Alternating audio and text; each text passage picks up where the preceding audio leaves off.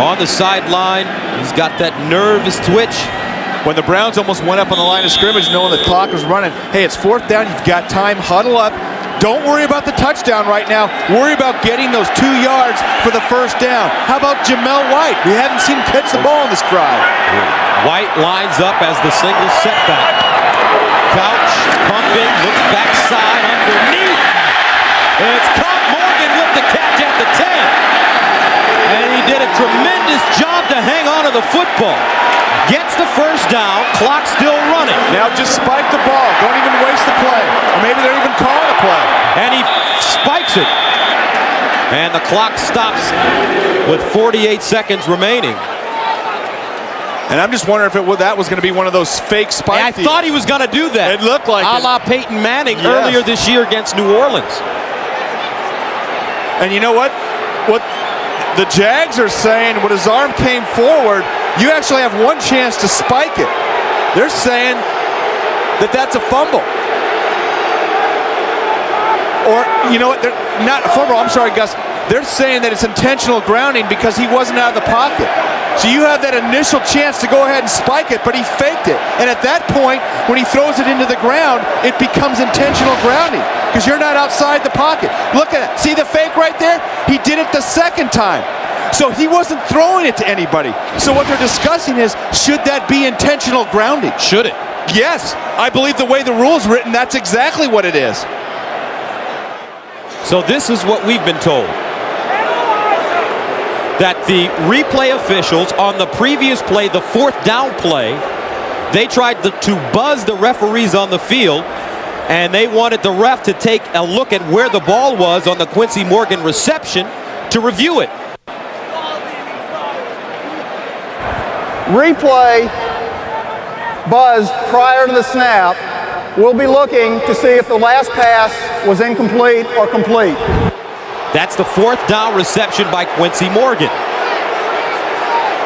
So they actually overruled that last play, and they're trying to see if this is a catch or not. And you see it sliding out from Quincy Morgan, and that ball didn't necessarily stay in the grasp of Quincy Morgan. It looked like he was trying to pull it up.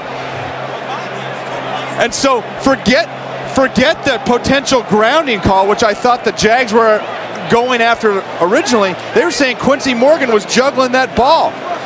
And I actually think he was. You have to have, Gus, you have to have possession and 2 feet down. And if that ball's gonna hit the ground, you're gonna have to maintain possession. That ball can't be sliding around. And Gus, but what Butch Davis is going to argue is that it's too late. It's too late because another play had already been run. And how can you go back 2 plays? And I guess there was a malfunction in the system. That's what they said. They were buzzing down, trying to get the replay. I didn't see the red flag come out from the Jags sideline. Butch Davis is going to argue this until he's blue in the face. And Gus, you know, you can't challenge in the last 2 minutes, but you can clearly get the ref's attention by jumping up and down and throwing that flag. I want to go back and see if Quincy Morgan had that ball and had 2 feet down. It was very close because the 2 feet only count once you have possession. And you can see the ball sliding down his leg right there. Now he got 2 feet down, but did he have possession of the ball when he got the 2 feet down? Is that, see, you can, there's holding onto his leg, and it looked like he still had it there, and then it was coming out. Wow. And so this is a mess. I think the way that the rule states is that it goes back to what was called on the field. They called it a completion.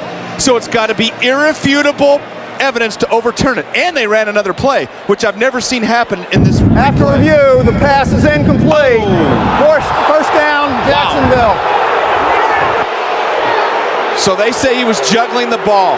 And what Butch Davis is saying right now is we ran another play. And like I said, in the history of replay, Gus, once another play has been run, I have never seen them go back and say we're replaying another play. And I mean, this is serious stuff here in Cleveland. This is a playoff spot potentially on the line.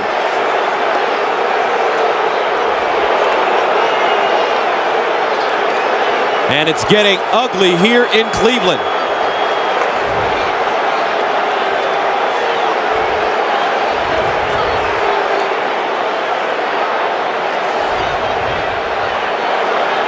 And it's getting ugly here fast.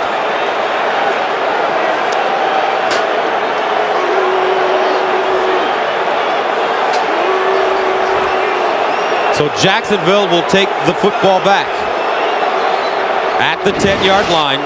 Because of this, they say this is an incomplete pass.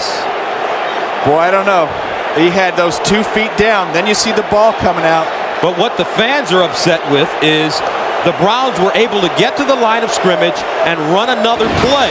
But then the officials went back 2 plays and made the ruling. They said that there was a malfunction with the communication system between the replay officials in the booth and the officials on the field. And the rules are pretty specific. Once another play is run, it can't be reviewed. And so they were talking about the malfunction in the system. That's what the replay booth has called and told us. But we don't make the rules. And bottles have been thrown on the field. And that's one thing that we haven't had since replay has come back. We haven't had that situation, Gus, where another play has been run and we've gone back. Fortunately, those bottles are plastic. But these Cleveland fans are irate.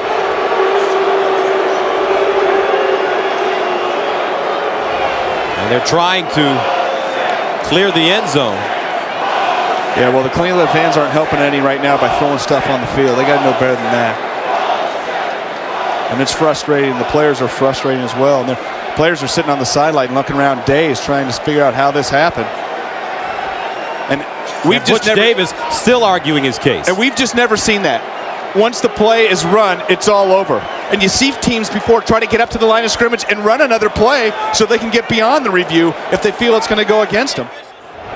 So, well, what the officials need to do is they need to get on the PA and get control of this game and get control of the fans. They're letting it get out of control because they're not communicating what's going on.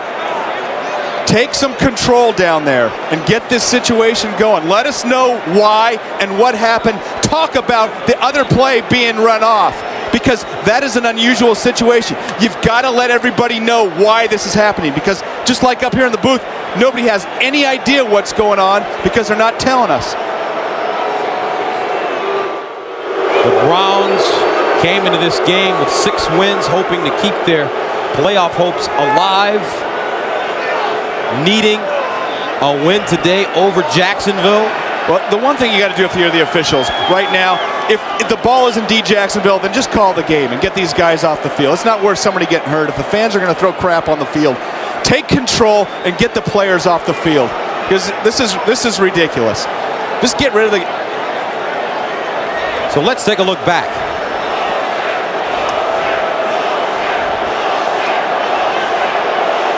Tim Couch, here he is. Watch the referee in the left part of the frame. And that referee is not blowing anything dead until after the ball was spiked. And now they're going to call the game. That is the end of the game. Unbelievable. Now they call the game. Well, that was with the right 48 call. seconds to go. Yeah, you got to take. I think this has been just a fiasco by the referees today. Well, that was the right call. You got to end the game. If the fans are throwing crap on the field. Especially when you consider how big of a game this was for the Cleveland Browns. This is ridiculous. Well, I'll be anxious to hear the official explanation of the way that replay situation came down, because once another play is run, you can't go back. And these officials really need to get off the field. And you know what? The fans got to stop throwing crap. We just saw a guy get hit in the head and he's down, split his head wide open. The fans have got to control themselves. People are getting hurt. It's ridiculous. You're only hurting yourselves by throwing stuff on the field. And the officials are pummeled as they head into the locker room, and Butch Davis is speechless. He doesn't know what to say or what to do.